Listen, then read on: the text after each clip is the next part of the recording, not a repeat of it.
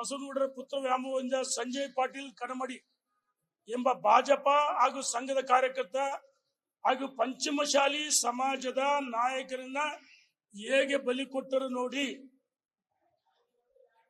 ಇವರ ಚುನಾವಣೆಗೆ ಸ್ಪರ್ಧೆ ಮಾಡಿದಾಗ ಇವರ ವಿರುದ್ಧವಾಗಿ ಇವರು ಸುಪುತ್ರನ ನಿಲ್ಲಿಸಿ ಭಾಜಪ ಕಾರ್ಯಕರ್ತರಿಗೆ ಗೌರವ ಕೊಡಲಿಲ್ಲ, ಸಂಘ ಪರಿವಾರದವರು ಗೌರವ ಕೊಡಲಿಲ್ಲ.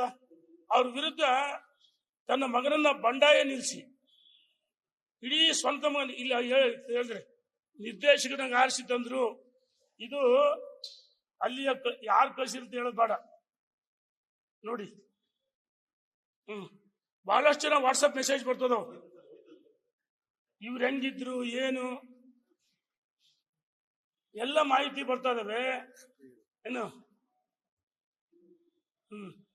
ಅದು ಹೋಗ್ತಾ ಇದೆ. ನಿಮಗೆ ಬೇಕಾದ್ರೆ ಗ್ರೂಪಿಗೆ ಹಾಕ್ತೀನಿ.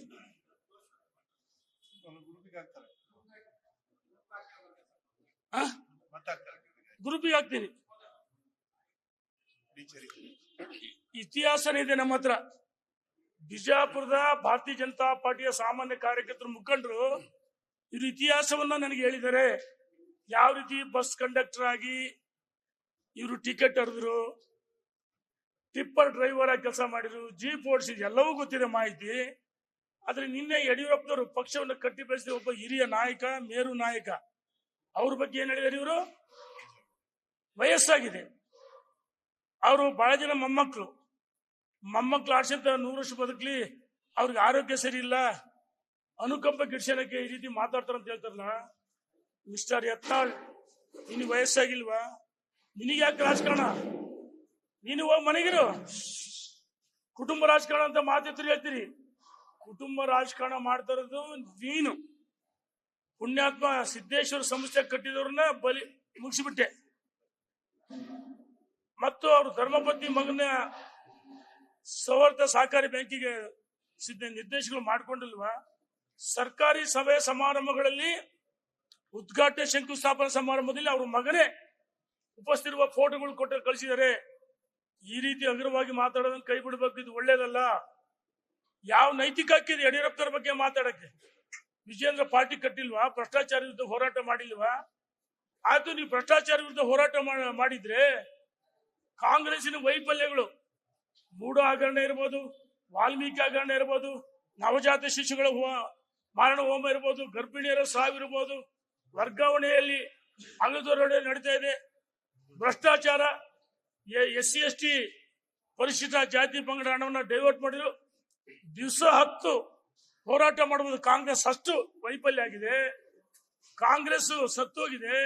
ಕಾಂಗ್ರೆಸ್ ವಿರುದ್ಧ ಹೋರಾಟ ಮಾಡೋದ್ರ ಬದಲಾಗಿ ರಾಜ್ಯದ ಅಧ್ಯಕ್ಷ ಒಂದೇ ಒಂದು ಅಜೆಂಡಾ, ರಾಜ್ಯದ ಅಧ್ಯಕ್ಷ ವಿರುದ್ಧ ಮಾತಾಡೋದು, ಯಡಿಯೂರಪ್ಪನವ್ರ ವಿರುದ್ಧ ಮಾತಾಡೋದು.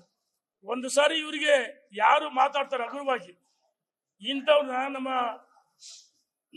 ಹೈಕಮಾಂಡ್ ರಾಷ್ಟ್ರೀಯ ನಾಯಕರು ಕಳೆದ 3-4 ವರ್ಷದಿಂದ 16 ಬಾರಿ ಹೋಗಿ ನಾವು ಭೇಟಿ ಮಾಡ್ತೀವಿ ಅಂದ್ರು.